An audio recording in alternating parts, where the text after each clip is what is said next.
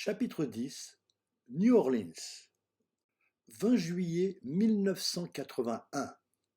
Deuxième voyage aux USA. À la demande d'Enzo Scalise, je suis venu passer 2 mois à la Nouvelle-Orléans pour voir si je pouvais m'y plaire et éventuellement m'y installer. J'ai changé d'avion à New York. Le vol qui va vers le sud en survolant l'Amérique au début de la soirée survole à haute altitude une région orageuse. C'est extraordinaire, ces illuminations soudaines de vallées nuageuses. Les éclairs éclatent de tous les côtés, dessinant, peignant des formes fantasmagoriques éphémères. Un spectacle grandiose que je contemple pour la première fois à travers un hublot haut dans le ciel. Ça y est, je suis déjà à Hollywood. À l'arrivée, je rencontre Enzo.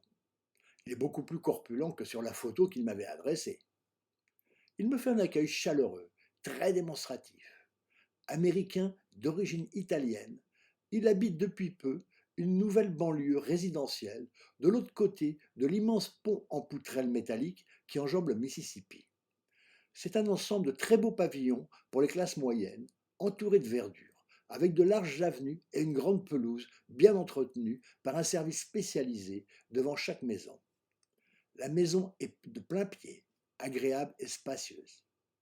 Enzo me présente sa jeune épouse, plus jeune que lui. Elle paraît une trentaine d'années. Elle est charmante et m'accueille aussi chaleureusement. Je déchante très rapidement quand j'apprends qu'il a fermé sa galerie et qu'il fait tout autre chose. Je suis venu pour rien professionnellement. Il aurait quand même pu me prévenir avant mon départ. Bon, ça sera des vacances. Quand il m'avait proposé de m'installer en Louisiane, j'aurais pu ne partir que 15 jours ou même un mois. Mais des expériences passées m'avaient montré qu'il fallait plus de temps pour se rendre réellement compte si le mode de vie du lieu me plairait vraiment. Par économie, j'avais pris un billet à date imposée et je devais rester les 2 mois. Au bout de quelques jours, j'étais le témoin de certains bons côtés et d'autres moins bons du mode de vie américain. On sonne, j'ouvre. Un monsieur très âgé est à la porte et se présente. Il est le voisin, de retour après une absence. Il vient présenter ses civilités. Enzo l'invite immédiatement à prendre un verre et ils engagent une conversation comme de vieux amis.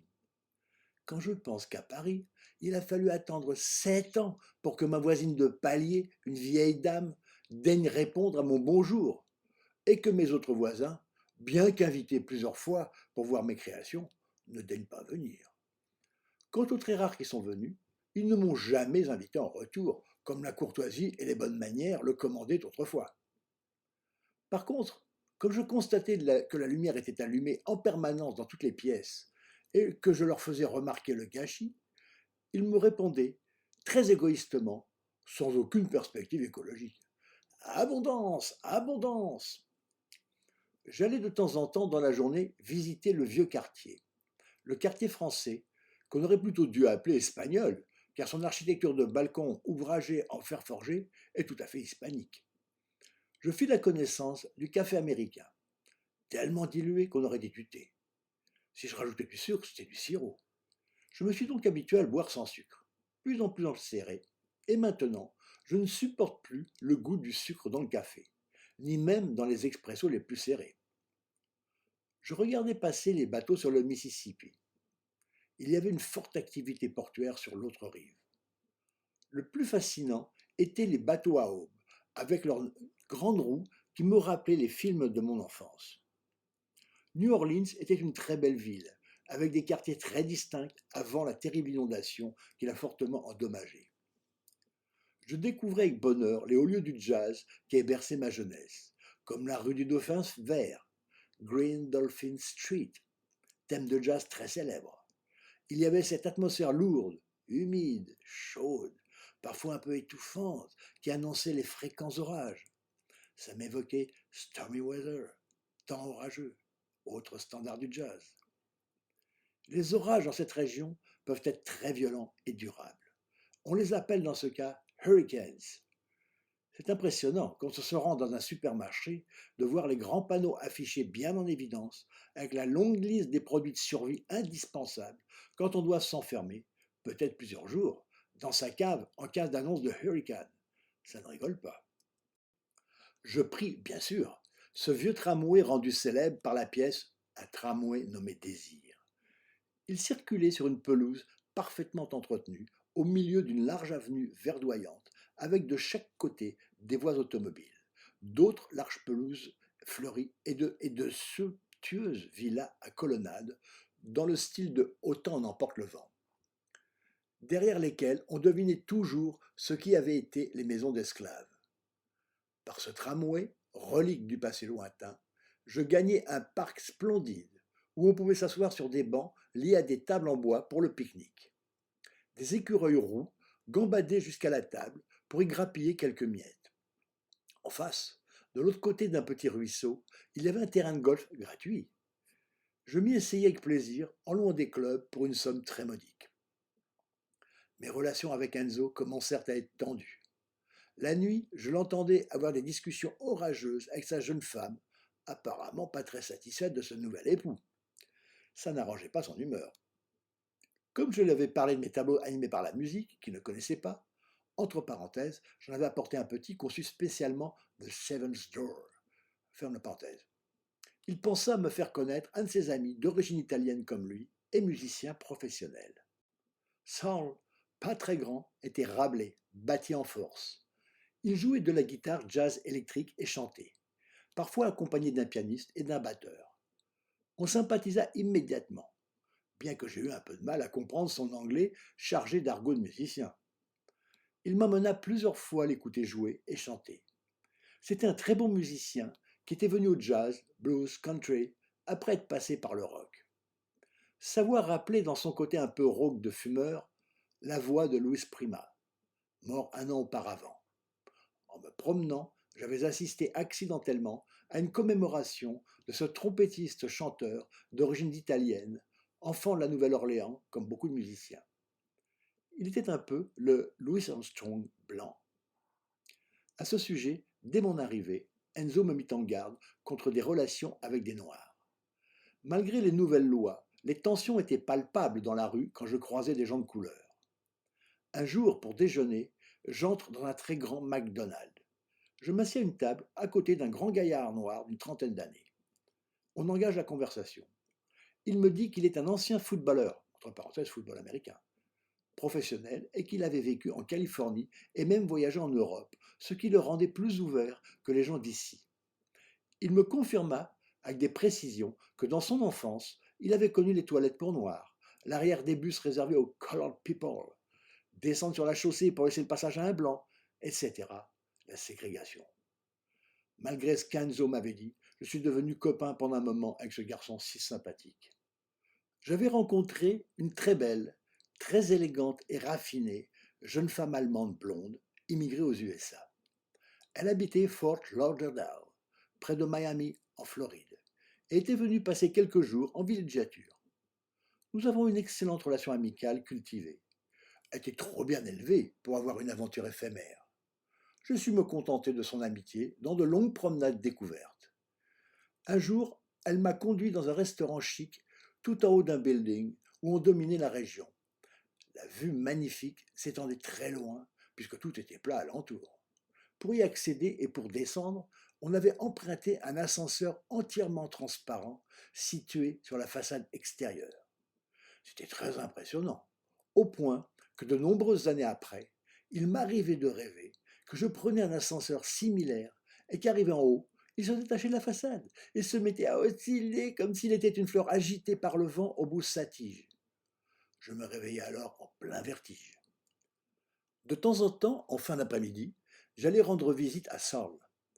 Enzo m'avait prêté une bicyclette et les quelques kilomètres entièrement plats se déroulaient agréablement, sans effort. On dit en Louisiane que les seules montagnes sont les dos d'âne sur les routes. Saul vivait avec Sally, d'origine italienne elle aussi. Le recueil était toujours chaleureux et la cuisine de Sally délicieuse. Ils habitaient un appartement dans un immeuble de 3 ou 4 étages avec l'escalier extérieur et la façade recouverte de clins de bois horizontaux peints en brun foncé de bel effet. Tout autour, l'air était embaumé de délicieuses senteurs, mélange de toutes les fleurs qui les environnaient. Saul était plus jeune de 13 jours que moi. Il était donc du scorpion, et un gentil scorpion. Par contre, Enzo, un peu plus âgé, était aussi du scorpion. Mais à travers son comportement, j'étais plutôt un mauvais scorpion. Curieusement, l'air autour de sa maison, construite sur d'anciens marais asséchés, exhalait parfois des pestilences désagréables de vrais. Une fin d'après-midi, Saul m'embarque avec lui dans son immense voiture américaine, un vrai paquebot, un modèle ancien, parfait pour transporter son matériel. Il va jouer à Baton Rouge, situé à plus de 50 km de la Nouvelle-Orléans. On prend l'autoroute. Très vite, je remarque tout le long sur la bande d'arrêt d'urgence des bouts de pneus, des morceaux de moteur, de carrosserie, qui me rappellent un article que j'avais lu dans un magazine pendant le vol de New York à New Orleans, sur la fabrication des voitures américaines dans les usines de Detroit.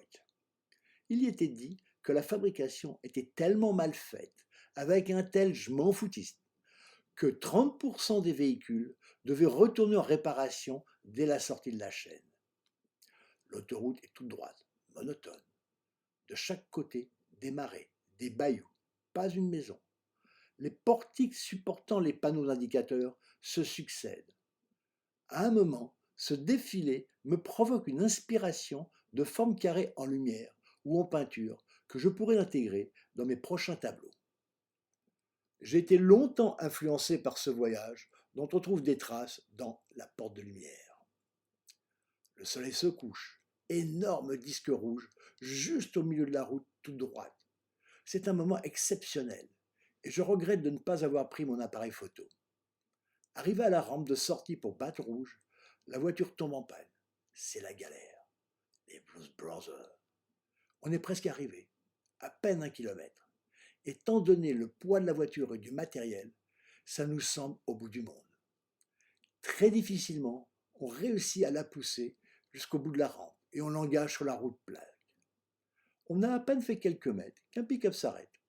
Le conducteur, très aimablement, entre parenthèses l'entraide américaine, nous propose de nous pousser à destination. Arrivé au parking de l'établissement où Saul va jouer, je comprends pourquoi il est si costaud. Quand après qu'il ait sorti son matériel du coffre de la voiture, j'essaye de soulever son ampli guitare. Que c'est lourd! Beaucoup de monde qui parle, qui rit, qui boit, tout en prêtant une oreille à Saul qui joue et chante magnifiquement. Si on le lui demande, il chante la chanson que les gens aiment. Il profite d'une pause pour réparer la panne. Après une soirée très agréable, on rentre sans incident, le bras à la portière, fouetté par le vent doux et tiède. Il respecte scrupuleusement les limitations de vitesse, pourtant basses. Comme il est tard, il n'y a personne.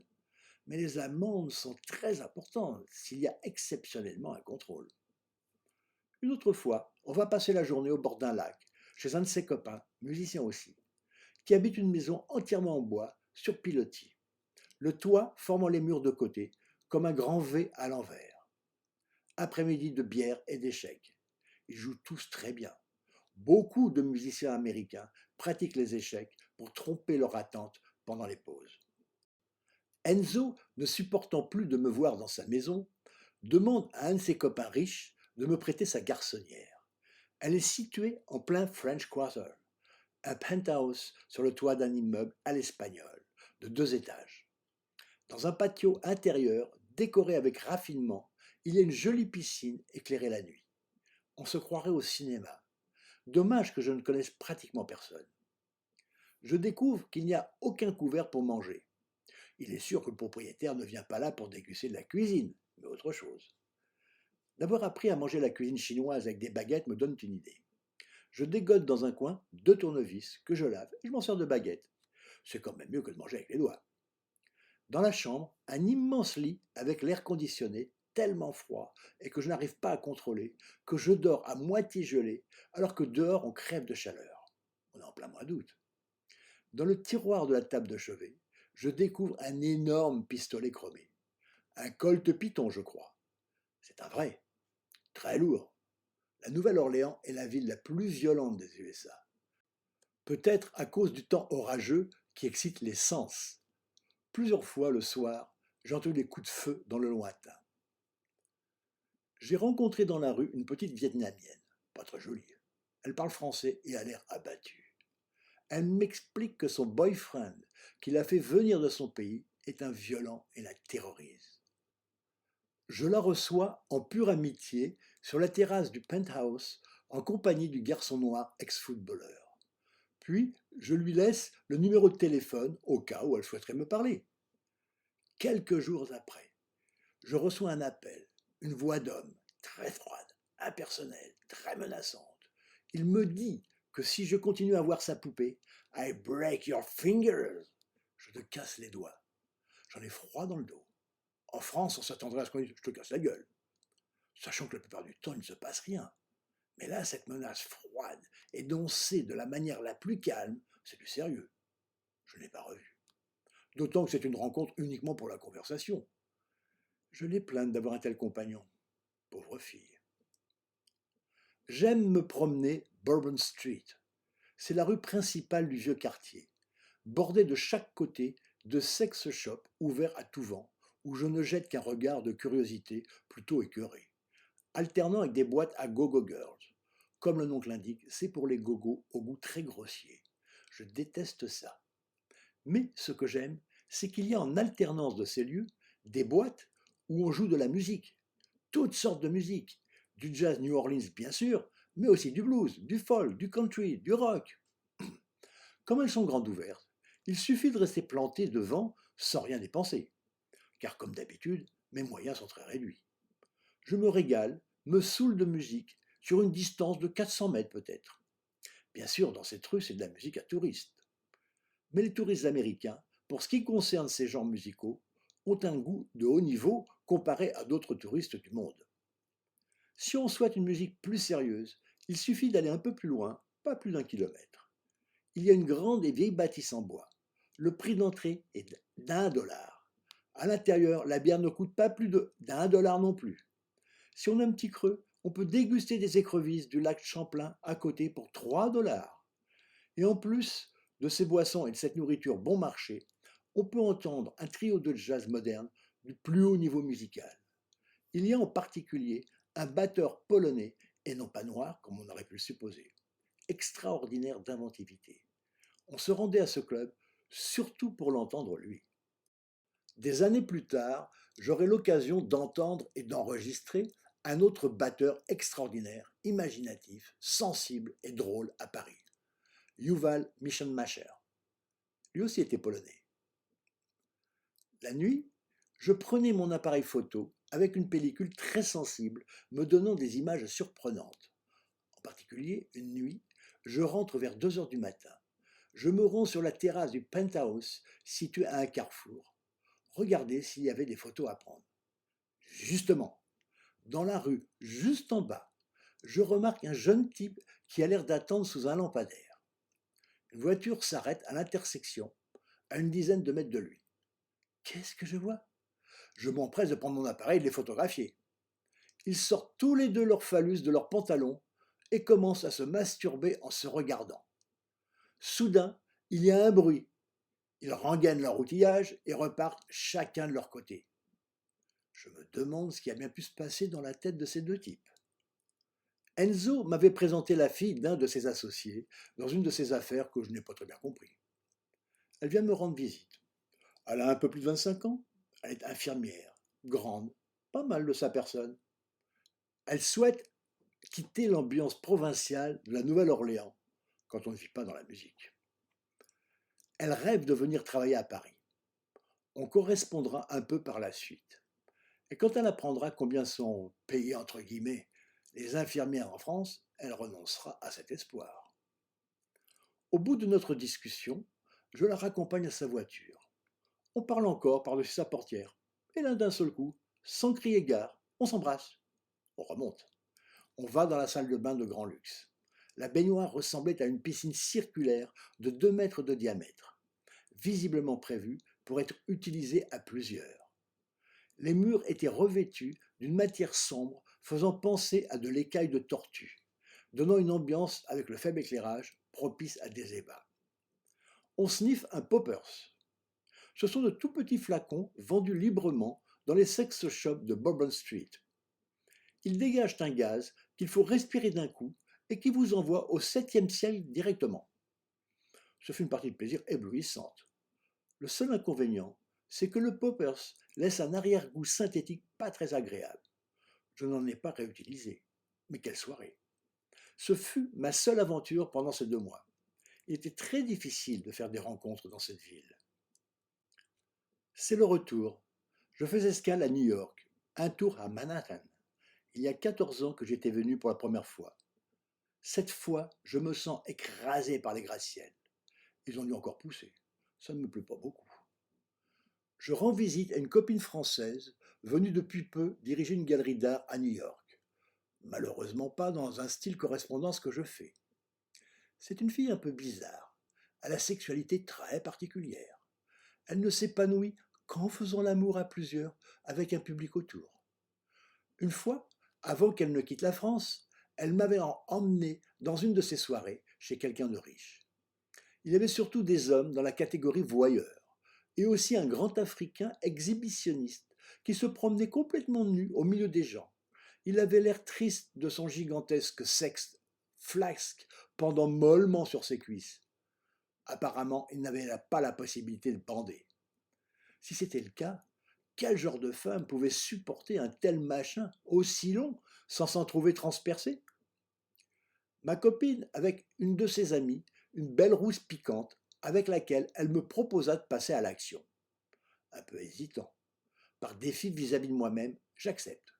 Me voilà occupé, allongé sur le dos, avec ces 2 demoiselles qui s'activent avec beaucoup d'enthousiasme, entourées de types malsains qui nous regardaient sans rien faire d'autre eux-mêmes.